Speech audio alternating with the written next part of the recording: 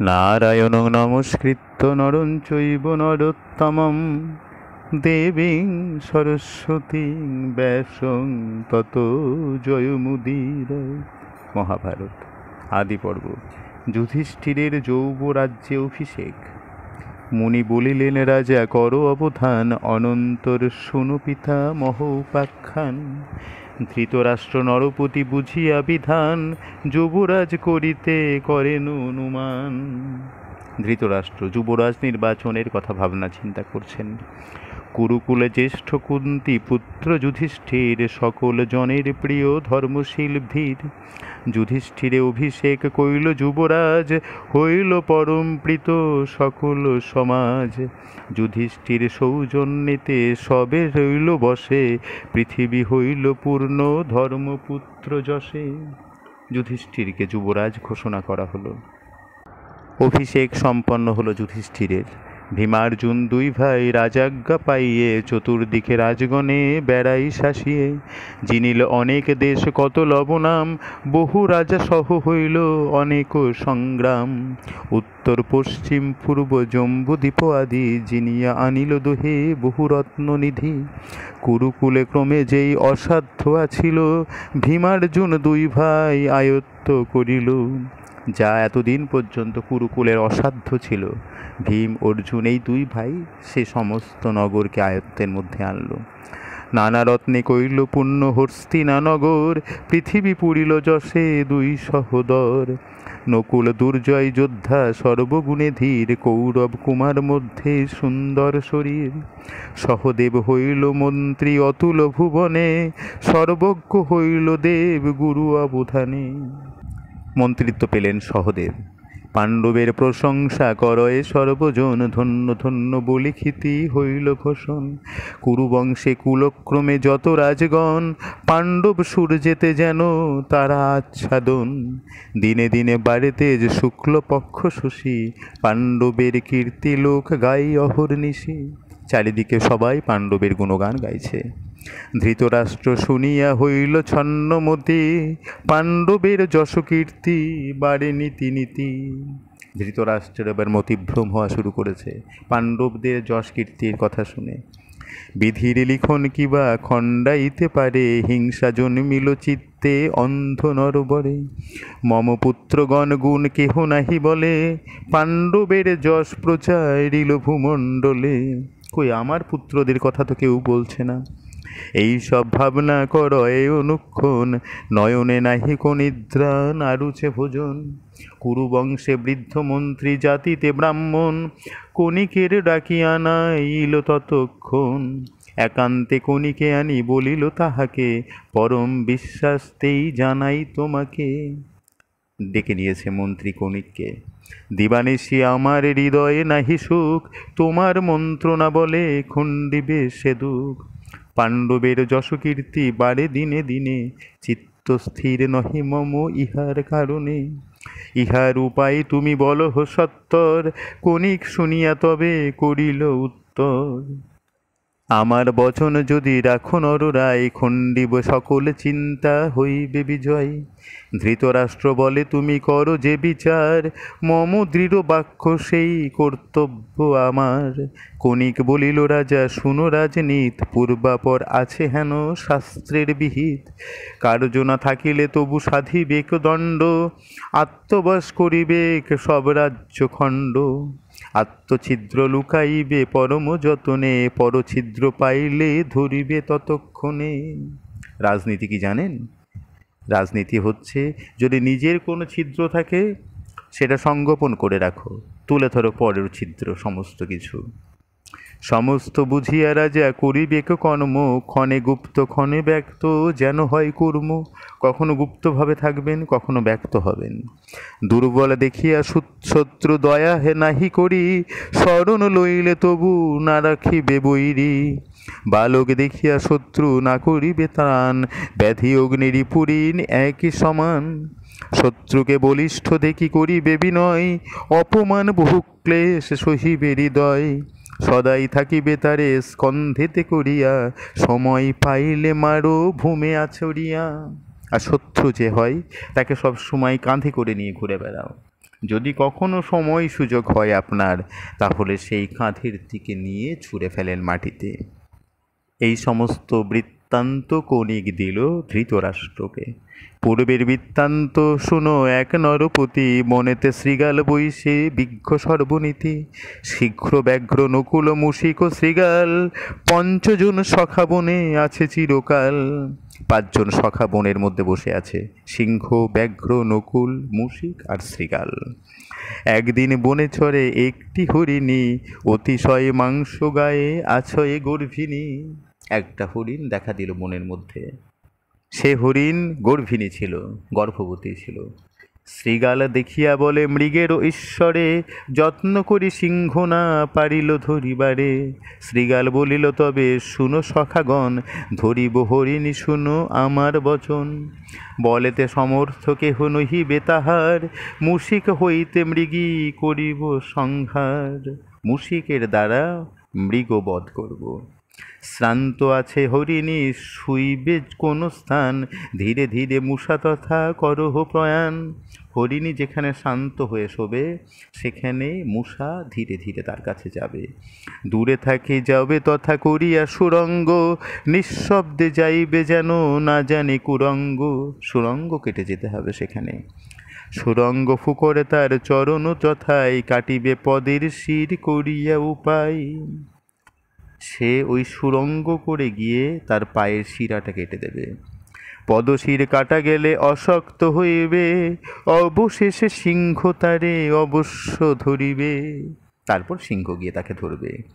এত শুনি সম্মত হইল সর্বজন, যা বলিল জম্বুক করিল ততক্ষণ। শেয়াল যেমন বলল সেরকমভাবেই পরিকল্পনা করল সমস্ত জন্তুরা। কাটা গেল পদশির মুশিক দংশনে, হীনশক্তি দেখি সিংহ ধরিল তখনে।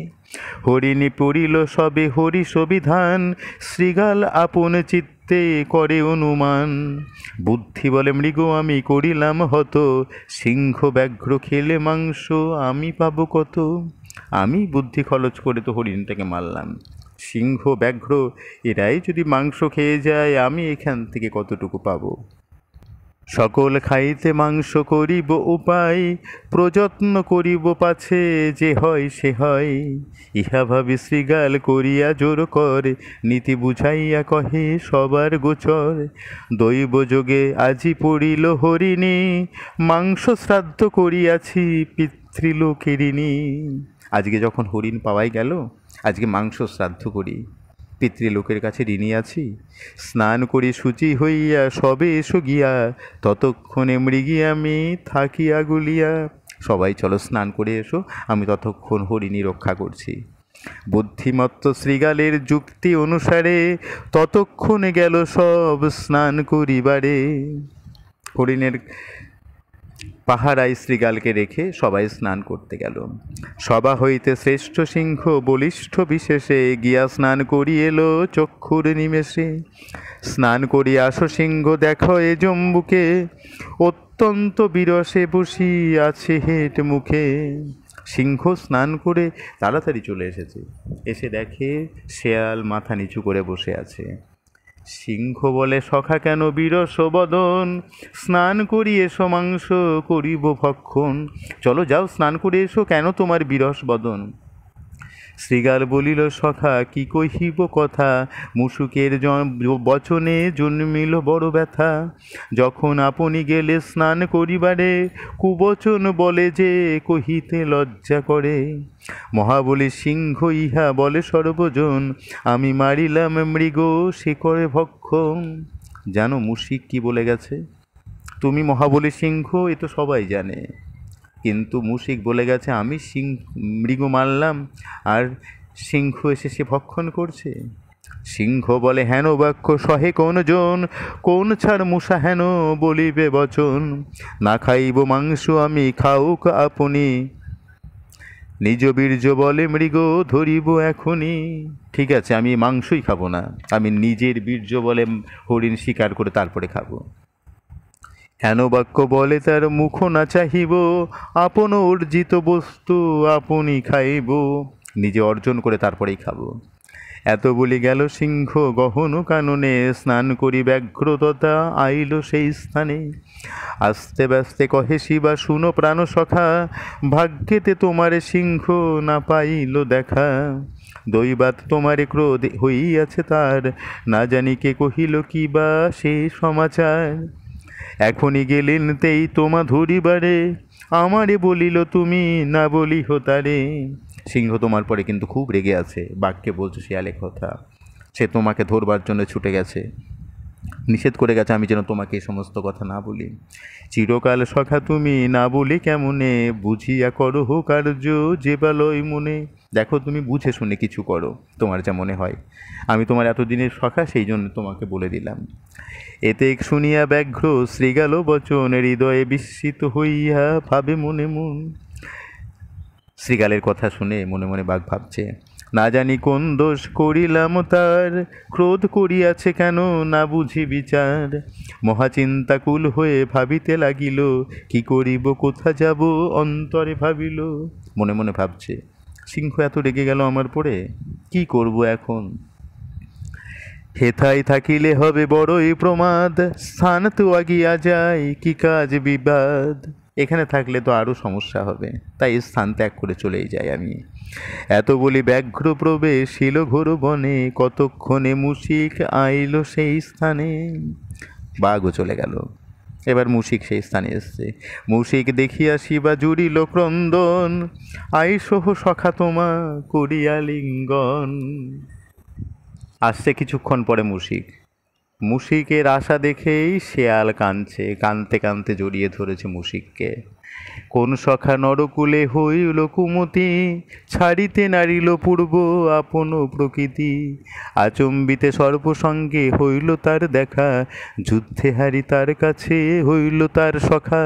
স্নান করি এখানে আইল দুইজন, সর্পে না দিনু মাংস করিতে ভক্ষণ। পঞ্চজন মিলিয়া যে মারিলাম মৃগী, এখন নকুল আনে আর এক ভাগী। ওরা স্নান করে আসার সময় আরও একজন ভাগিদার নিয়ে এসেছে সাপকে, আমি ওদেরকে কিছুতেই ভাগ দেব না। সখা না পাইল ভাগ নকুল কুপিল, তোমারে ধরিয়া খেতে নকুল বলিল।